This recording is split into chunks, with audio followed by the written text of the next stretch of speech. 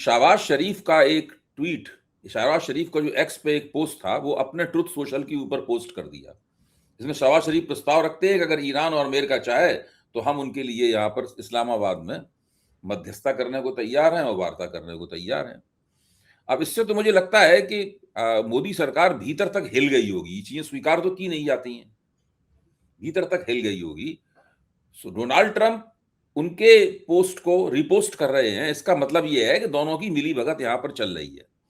दो देशों का नाम और लिया जा रहा है, तुर्की का और मिस्र का, कि वो भी इसमें मध्यस्थ हैं। उनकी तरफ से कोई सांस नहीं ली गई है, कोई आवाज नहीं आ रही है, कोई आर्ट नहीं है। वो ना खंडन कर रहे हैं और ना ही मान रहे हैं इस बात को। मेरा अपना आकलन यह है कि ये अपना जो 5 दिन के लिए उन्होंने टाइम लिया है, इसमें पता नहीं वो कौन सी खतरनाक साजिश और योजना बना रहे हैं डोनाल्ड ट्रंप, उसके ऊपर भी हम लोग चर्चा कर सकते हैं इसमें। मुझे लगता है कि उसको एक तरह से उसकी पुष्टि करने के लिए कि वो सही है, उसके पीछे कोई छल नहीं है, उन्होंने पाकिस्तान का इस्तेमाल कर रहे हैं। लेकिन इस पूरे प्रक्रिया में भारत को बहुत बड़ा झटका लगा है। भारत एशिया में जो अमेरिका का मुख्य दोस्त बनना चाहता था नरेंद्र मोदी के नेतृत्व में, अब स्थिति यह है कि डोनाल्ड ट्रंप की नजरों में नरेंद्र मोदी की कोई औकात नहीं रही, भारत की कोई औकात नहीं रही। वो भारत को इस्तेमाल भी नहीं करना चाहते अपने मकसद से, और कोई भारत को हैसियत देना तो बहुत बड़ी बात रही। तो जरा आप इस पूरी परिस्थिति को डिकोड करें, फिर हम लोग आगे बढ़े इस चर्चा में। जरूर जरूर। सबसे पहले तो जो आपने ओपनिंग की है, इससे संबंधित जो तथ्य हमारे सामने है उनका क्योंकि आजकल बहुत सारी झूठी खबरें, आप जानते ही, हर बार हम लोग इस कार्यक्रम में और अन्य कार्यक्रमों में भी इस बात को कहते रहते हैं। युद्ध के दौरान ऐसा होता भी है और इधर ये सब प्रचलन बहुत बढ़ गया है, तो बहुत सी झूठी खबरें हैं। तो एक असली खबर तो ठीक कि ट्रंप पिछले 2-3 दिनों से ये बात कह रहे हैं कि वो वार्ता में है और ये वार्ता चल रही है। उनके हिसाब से इसमें बड़ी प्रगति हो गई है। उनके हिसाब से ईरान ने कोई ऐसा ऑफर कर दिया है जो बहुत ही उनके लिए फायदेमंद है। अभी उसको डिस्क्लोज नहीं करेंगे। इस तरह की उन्होंने तमाम जो उनकी स्टाइल है, उस स्टाइल में उन्होंने इस बात को रखा है। उसके बाद ईरान की ओर से सीधे इसको मना कर दिया गया। उनके जो 2 प्रमुख लोग इस समय ज्यादातर इन मामलों में सार्वजनिक बयान देते हैं, एक तो उनके विदेश मंत्री और दूसरे जिनका नाम इससे संबंधित खबरों में आ रहा था, जो उनकी संसद है उसके जो स्पीकर है, वो उन्होंने भी इस बात का खंडन कर दिया। और न सिर्फ खंडन हुआ, ईरान ने इधर अपने हमलों में कोई कमी नहीं दिखाई बल्कि तेज कर दिए। और ईरान ने इधर इजराइल को ठीक से पीटा है, तेल अवीव में पीटा है, उनके ठोका है। हाँ, उनके जो पारमाणविक हथियारों के अड्डे हैं, जिन शहरों में, जिन कस्बों में, वहां लगातार हमले हो रहे हैं। और वो उस इलाके में जहां हिजबुल्लाह के लोग लड़ रहे हैं और वहां हमले कर रहे हैं, उनको भी सपोर्ट करने के लिए, और जहां नए यहूदियों को बसाने की कोशिश हो रही है मुस्लिम आबादी के ऊपर, फिलिस्तीनी आबादी के ऊपर, उन सब जगहों पर ईरान के हमले लगातार बहुत तेज हुए हैं। और यहाँ भी तक भी हुआ है कि कतर में भी एक दिन उनके, हालांकि उसमें 2 खबरें हैं। एक खबरें हैं कि हमला किया गया, दूसरा खबर यह है कि नहीं, वो वहां जाते हुए मिसाइल को रोका गया था बीच में, उसके जो टुकड़े गिरे थे उससे वहां काफी देर तक कई जगह बिजली बंद हो गई थी। तो ये हुआ कि शायद ईरान ने कतर पे भी हमला कर दिया है, बिजली प्रतिष्ठानों पर। और इधर ईरान का वो बयान चल ही रहा था कि अगर हमारे इंफ्रास्ट्रक्चर पर हमला हुआ तो हम जितने भी डिसैलिनाइजेशन प्लांट्स हैं इस पूरे खित्ते में, इजराइल समेत, उन सबको नष्ट कर देंगे और पीने के पानी का एक भारी संकट खड़ा हो जाएगा। इसके बाद होर्मुज पर जो उनकी स्थिति है वो है ही है। लेकिन इसी बीच यहां जहां ईरान लगातार इसको मना कर रहा था, हमले कर रहा था, इजराइल उस पर हमले कर रहा था, दोनों की लड़ाई लगभग वैसे ही चल रही थी जैसे कि पिछले 25 दिनों में चली है। ईरान में, पाकिस्तान में जो ईरानी राजदूत है, उनका भी आधिकारिक बयान मैंने थोड़ी देर पहले पढ़ा, तो उससे ये लगा कि कुछ बात हो रही है।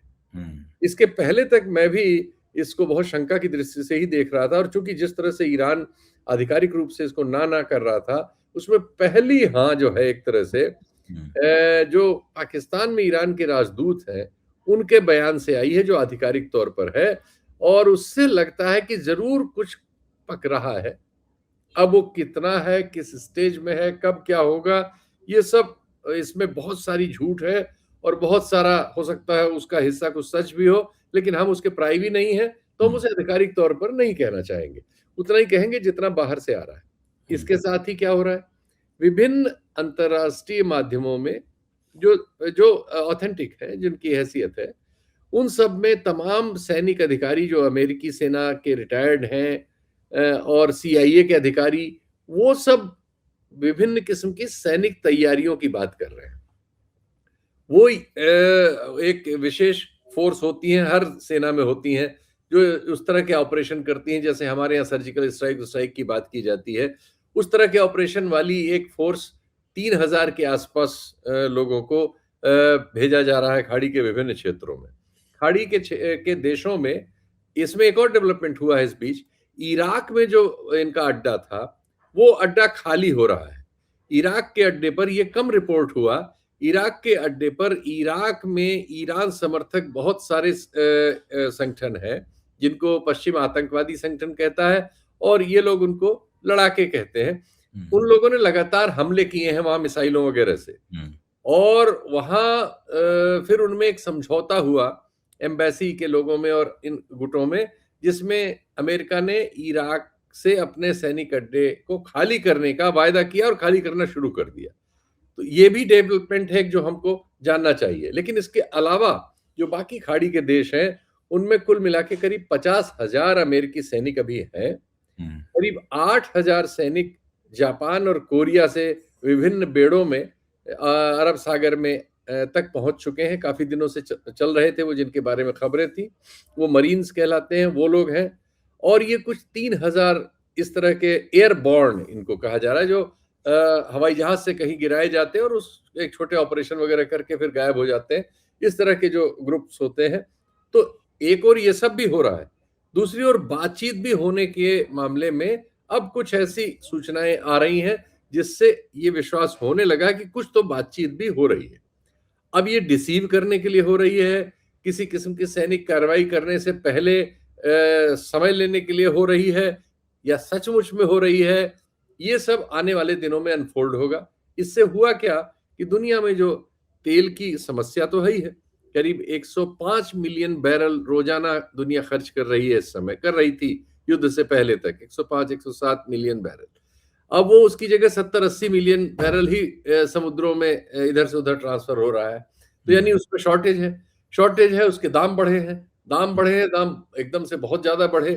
फिर हॉर्मुज बंद हो गया, रेड सी के बंद होने की चेतावनियां आई, तो उससे बीमा कंपनियां जो इन जहाजों को बीमा करती हैं, इस क्षेत्र में उन्होंने बीमा करने से इनकार कर दिया, और एकाएक ये पूरा 20% के आसपास सप्लाई ठप पड़ गई। इसमें सिर्फ चीन को, जापान को, कुछ भारत को भी, और कुछ अन्य देशों को एशिया में ये सामान जा पाया हाइड्रोकार्बन। यूरोप के सारे जितने भी सौदे थे सब रद्द करने पड़े, और यूरोप की सप्लाई लगभग रुक गई। यूरोप में काफी परेशानी इससे हुई, और सारी दुनिया के बाजारों में इसके दाम बढ़ गए। भारत में इसलिए नहीं बढ़े डोमेस्टिक एरिया में, थोड़े बहुत एक दो छींटा किसी छोड़ के, क्योंकि अभी चुनाव है 5 राज्यों में।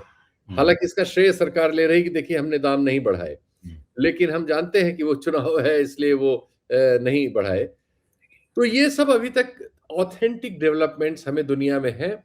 प्लास्टिक इंडस्ट्री में दाम, जो दाना कहलाता है उनका, सिंपल हमारे यहाँ गुजरात में ही ज्यादातर है, इन दाने के दाम में 70 से 130% की वृद्धि हो चुकी है। बहुत सारी फैक्ट्रियां इस भाव में काम नहीं कर सकती, मीडियम और छोटी, जिनको हम एसएमए वो कहते हैं, उन सब ने अपना काम रोक दिया है।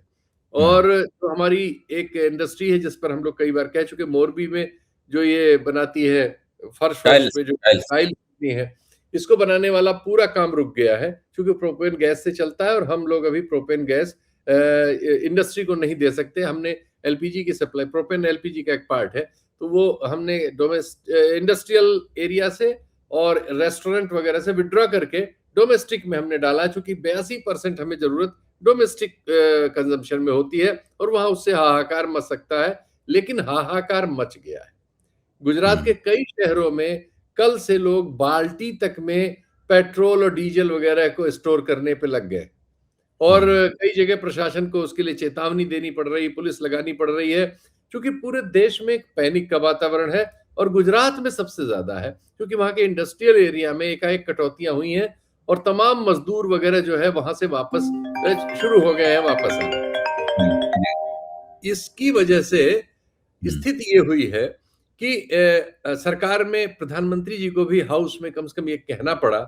इसके पहले तो जो हमारे मतलब तेल वाले मंत्री हैं वो तो कह रहे थे कोई कमी नहीं है, पुरी साहब, वो तो उन्होंने 14-15 दिन पहले जो बयान दिया था वो तो अजीब तरह का बयान था, लेकिन प्रधानमंत्री जी ने पिछले 2 दिनों में ये सब स्वीकार किया कि समस्या है और कोविड जैसी उससे हम निपटेंगे और हम ये करेंगे और जनता को विश्वास में लेना वगैरह वगैरह वो सब बातें की, लेकिन कम से कम उन्होंने कबूल किया कि फर्टिलाइजर में, क्रूड में, गैस में, इन क्षेत्रों में समस्याएं हैं। अब हमारी समस्या जो बहुत बार हम लोग वैसे बात कर चुके हैं, फर्टिलाइजर में हमारे पास मई तक का तो स्टॉक है, लेकिन हमारे 32 यूरिया बनाने वाले जो कारखाने हैं उनमें 30 जो है नेचुरल गैस से चलते हैं। नेचुरल गैस हमें करीब 190 MMBTU साल में लगती है, इसमें हम 90 से लेके 95 तक बना पाते हैं, यानी आधा करीब हम इंपोर्ट करते हैं और इसमें मैक्सिमम इंपोर्ट कतर से हो रहा था क्योंकि वो पास में भी है और इसमें जो भी सौदे होते हैं लॉन्ग टर्म होते हैं। ये बात टेलीविजन चैनलों में वक्त नहीं होता कहने का, आपके कार्यक्रम के जरिए लोगों को बताना जरूरी है। देखिए भाई, LNG का जो काम है ये बहुत दीर्घकालिक काम है। इसको लिक्विड करना, फिर उसको ट्रांसपोर्ट करना, फिर उसको फिर से गैस बनाना, फिर पाइपों से पहुंचाना, ये पूरी प्रोसेस ऐसी है कि इसमें शॉर्टकट नहीं हो सकता। इसमें कोई ऑर्डर ऐसा नहीं होता कि जो सालों के लिए ना हो, कोई 4 साल, कोई 3 साल, कोई 5 साल, कोई 2 साल, साल भर से कम के ऑर्डर इसमें नहीं होते।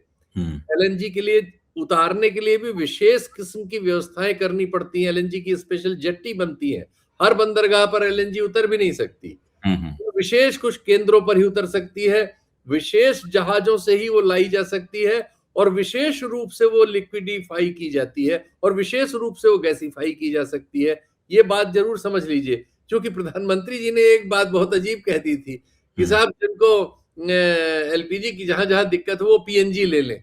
ऐसे नहीं होता भाई, ऐसे PNG LPG की तरह PNG को नहीं लिया जा सकता। हमारे प्रधानमंत्री इस तरह की बातें करते रहते हैं। हाँ, क्योंकि वो बहुत सारी बातें ऐसे कर देते हैं। इसलिए मुझे कल एक कार्यक्रम में मैं किसी टेलीविजन चैनल पे था, वहां आप जानते ही है कि वहां तो अजीब सा होता है, एकदम 1 सेकंड में आपको पता नहीं क्या रिजल्ट देना होता। ये बातें 1 सेकंड में क्लियर नहीं की जा सकती। जब तक आप LNG के बारे में बताना शुरू करते हैं तब तक एंकर का दूसरा सवाल। मैं पिछले 15 साल से समस्या से जूझ रहा हूँ। जी जी, आपका तो बहुत अनुभव है, मैं तो अभी इसका अभ्यस्त ही नहीं हो पाया हूँ कि अपनी बात कैसे वहां पे उतने क्षण में कह दी जाए। तो खैर, तो आपके माध्यम से मुझे ये मौका मिल गया है और अच्छा होता है। आपके कार्यक्रमों को लोग खूब देख भी रहे हैं, तो वो कम से कम इस बात को जान जाएंगे कि भाई LNG में ये नहीं किया जा सकता और LNG के दुनिया में रातों रात प्लांट भी नहीं खड़े किए जा सकते। अगर कहीं से सप्लाई रुक गई, जैसे कतर की अब सप्लाई रुक गई है और न सिर्फ रुक गई है, जो बीच में इजराइल ने एक एडवेंचर कर लिया था कि ईरान के उसने गैस फील्ड पे बम मार दिया था, जवाब में ईरान ने कतर की गैस फील्ड पे बम मार दिया था। एक्चुअली कतर की गैस फील्ड जो है इनको अमेरिकी कंपनियां संचालित करती हैं, एक्सॉन वगैरह। तो ये एक्सॉन का हिस्सा था जिसमें ईरान ने बम मारा था, उससे उनकी 17% कैपेसिटी कम से कम 2 साल के लिए खत्म, क्योंकि ये दीर्घकालिक तरीकों से ही इस पे काम किया जा सकता है। तो उनको 2-3 साल लगेगा उसको ठीक करके फिर से उस स्टेज में लाना जहां वो थी। तो इसलिए ये एक समस्या लंबी हो गई है इस लड़ाई में। बहुत सारे मामले तुरंत हल भी नहीं होने वाले, युद्ध कल रुक भी जाए तब भी उन चीजों की समस्याएं बहुत दिनों तक बनी रहेंगी। एक तो ये दिमाग में डाल लीजिए। तो अब मैं आ जाता हूं लौट के जहां कि हमारे फर्टिलाइजर के 32 जो कारखाने हैं जो यूरिया बनाते हैं वो LNG से चलते हैं, 30 उसमें से, 32 में से 30 यानी मैक्सिमम लगभग सभी। इनके पास मई तक की तो पोजीशन है, लेकिन मई के बाद इनको जून वाली फसलों के लिए, हमारे जून जुलाई की फसलों के लिए दिक्कत आने वाली है इसका कोई तात्कालिक हल नहीं है। अब या तो जिसके किसी देशों में जहां फर्टिलाइजर बने हुए हैं, बने बनाए स्टॉक हम खरीदें महंगे दामों पे, और वो सब करके कुछ करें। ये सब कुछ सरकार करेगी अपनी कोशिश भर, लेकिन ये एक चैलेंज हमारे सामने आ गया है। क्रूड की सप्लाई में हम 60 से 65% तक आज की परिस्थितियों में पहुंच सकते हैं, क्योंकि क्रूड के विकल्प हैं। क्रूड माने वो सीधे तेल निकालते हैं जमीन से, मशीनों से, और उसको जहाजों में लादते हैं। उसके जहाज नॉर्मल होते हैं और आके उतार देते हैं, और फिर वो पेट्रोकेमिकल हमारे जो कारखाने हैं उनमें जाके सफाई होकर उसमें पेट्रोल डीजल बन जाता है। तो क्रूड वाला एरिया ऐसा है जिसमें हम आज 60-65% पे हैं। हम इसको अचीव कर सकते हैं 80-85-90% तक, या 100% भी हम इसको कवर कर सकते हैं आने वाले महीनों में। लेकिन एलपीजी, अब तीसरा अवयव जो है, एलपीजी को भी इस तरह से नहीं कर सकते, लेकिन एलएनजी की तुलना में क्रूड और एलपीजी को विकल्पों के जरिए कुछ कुछ कर सकते हैं। अब विकल्पों की भी हालत देख लीजिए। हमने अमेरिका के साथ एलपीजी का एक लॉन्ग टर्म समझौता कर लिया था, जो पिछली हमारी बातचीत हो रही थी 5 साल के लिए। उसका पहला जहाज आया है, 12 फरवरी को लदा, कुल 17,000 टन है, और हमारे यहाँ वो 1 महीने बाद, अभी कल परसों में पहुंचा है, 1 महीने 10 दिन बाद। तो हमने जैसा पहले कार्यक्रमों में आपको बताया था कि अमेरिका से एनर्जी आने की एक दिक्कत समय सीमा और भाड़ा है। अब ये जो एलपीजी आई है, ये करीब $82 पर टन का इसका भाड़ा लग गया है, दाम से ज्यादा भाड़ा। और कतर से आती या ईरान से आती या सऊदी अरब से आती तो कुल $20 $18 लगता, और 5 दिन में 6 दिन में आके लग जाती। तो ये चीजें ऐसी हैं जिनका तात्कालिक कोई जवाब दुनिया में है ही नहीं। तो अगर कोई हमारे मंत्री संसद में या कोई दूसरे आके आपको और हमको झूठे बयान देते हैं, तो उनसे इन तथ्यों के साथ आप नमस्ते करिएगा। इसलिए मैंने समय इतना खर्च किया। दुबे जी माफ करिए। नहीं नहीं नहीं नहीं नहीं, ये जानकारी मेरे लिए भी नई है। इस जानकारी के कई हिस्से मेरे लिए भी नए हैं, और उसके लिए आपको धन्यवाद। और नई परख के दर्शकों के लिए भी ये जानकारियां बिल्कुल नई हैं। देखिए, हम लोग चीजों का इस्तेमाल करते रहते हैं, हमें नहीं पता चलता है कि ये चीजें किस तरह से हमारे पास पहुंच रही हैं। जैसे एक बार मैंने किसी से कहा कि बोलेगा आप क्यों रात में क्यों जगते हैं इतना, तो मैंने कहा देखिए, सवेरे जो आप अखबार पढ़ते हैं वो हम सब लोगों को रात भर जग के बनाना पड़ता है। और आप कोई पाठक इस बात का एहसास नहीं करता कि हम जो अखबार पढ़ रहे हैं सवेरे, कि कुछ लोगों ने पूरी रात जग कर बनाया है, और वो सारी जिंदगी उनकी रात में जगते हुए गुजर जाती है, नाइट ड्यूटी करते हुए गुजर जाती है। तब आपको प्रभात संस्करण, जिसको मॉर्निंग एडिशन कहते हैं, वो मिलता है। यही चीज, ये जो एनालॉजी जो मैंने की है, ये उसके ऊपर भी, एलपीजी के ऊपर भी, एलएनजी के ऊपर भी, इन सब चीजों के ऊपर लागू होती है। और इन चीजों को समझना बहुत जरूरी है। इस संकट की रोशनी में ये एक नई जानकारी हम सब लोगों की हो रही है। तो आपने जो बातें कही, उसके 3 हिस्से हैं जी। पहली बात तो ये है कि किस तरीके से ट्रंप एक दोतरफी चाल चल रहे हैं जी। वो दोतरफी चाल ये है कि एक तरफ तो वो बड़े पैमाने पर मध्य पूर्व में सैनिकों को जमा कर रहे हैं, और तरह तरह के सैनिक जमा कर रहे हैं। उनके 2 पोत में बैठकर करीबन 5,000 मेरीन कमांडोज रास्ते में हैं, और कभी भी पहुंच सकते हैं। अरब सागर में आ चुके हैं वो। दूसरी तरफ वो छाताधारी सैनिकों का, एयरबोर्न डिवीजन जिसको बोलते हैं, उनका उन्होंने किया है। उसके बाद और भी उन्होंने कुछ अपने इलीट जो उनकी टुकड़ियां हैं उनको भी ला रहे हैं, जापान से भी ला रहे हैं, जगह जगह से ला रहे हैं। तो यहाँ पहले से जो 50,000 मौजूद हैं, उनके अंदर एक बड़ा इजाफा कर रहे हैं। अच्छा, इन सैनिकों की प्रकृति अलग अलग तरह की है। इसका मतलब यह है कि अमेरिका किसी खास तरह के ऑपरेशन करने की योजना के साथ में ये काम कर रहा है जी।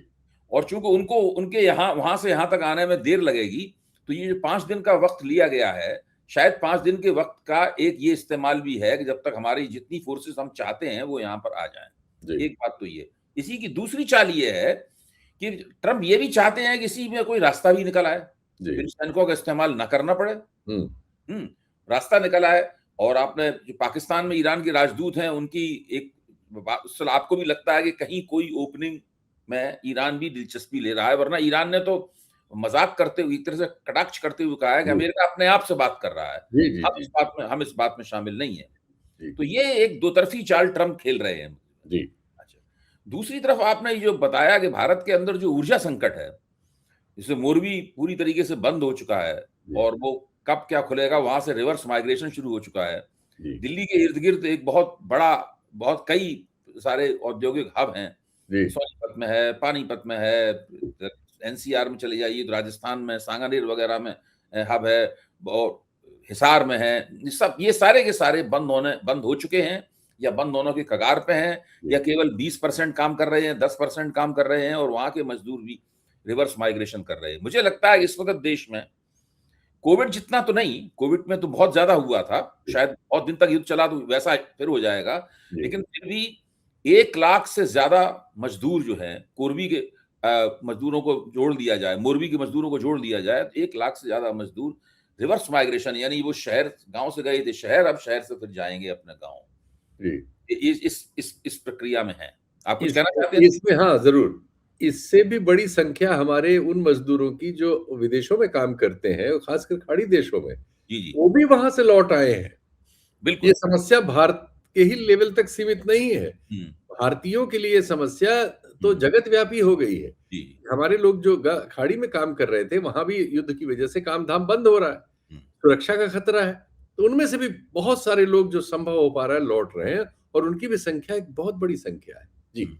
और आपके वक्तव्य का तीसरा पक्ष मैं इत लंबे वक्तव्य को इसलिए पाठकों के लिए प्लीज़। दर्शकों को बता दूँ। तीसरा पक्ष ये है कि हमारी सरकार जो है, वो कोई संकट का कोई पूर्वानुमान लगाने में नाकाम रही। जी, उसके पास कोई तैयारी नहीं थी। जी, दीर्घकालीन स्तर पे से एक ज़माने में चर्चा की जाती थी, पहले की सरकारें में हम गैस ग्रिड बनाएँगे। वो गैस ग्रिड बस बातें करके छोड़ दी गईं। कुछ दरअसल हुआ नहीं उस गैस ग्रिड का मतलब जो है। जी, इसी तरीके से चीन ने जिस तरह से बहुत बड़े पैमाने पर तेल जमा कर लिया है अपने पास, भंडारण कर लिए हैं। जी। भारत उस तरह के भंडारण भी नहीं कर पाया। यहाँ पे इनके 1 महीना या कुछ दिन से एक ज़्यादा एक भंडार नहीं। एक और चीन के लिए सुविधा है कि इस लड़ाई में चीन को ईरान से या खाड़ी से जो भी संभव हो सकता है, उसका सबसे बड़ा हिस्सा चीन में ही जा रहा है। चीन में ही जा रहा है। और जो दुनिया के सप्लायर्स हैं, चाहे अफ्रीका के हों या रूस है, इनकी भी सबकी फर्स्ट प्रायोरिटी ईरान समेत चीन ही है। चीन और ही है। चीन का एपेटाइट भी बहुत बड़ा है, भारत से बहुत ज़्यादा तेल उसको ज़रूरी है, जी, जी। लेकिन उसके पास उसके विकल्प बहुत हैं और वो बहुत बड़ी इकोनॉमी है। नुकसान उसका भी हो रहा है, इसमें हुँ, कोई शक नहीं कि हुँ, इस सब से सारी दुनिया का ही नुकसान हो रहा है हुँ, और ऐसा नहीं है कि चीन का सब कुछ ठीक ही ठाक इससे हो रहा है, हुँ, युद्ध से उसका भी नुकसान हो रहा है। हुँ। लेकिन फिर भी उन्होंने इस परिस्थिति से लड़ने में जो उनकी स्थिति है और जो हमारी स्थिति है, उसमें बहुत बहुत फ़र्क है। बड़ा प्रशासनिक लोचा है। हाँ, जी, बहुत सही बात।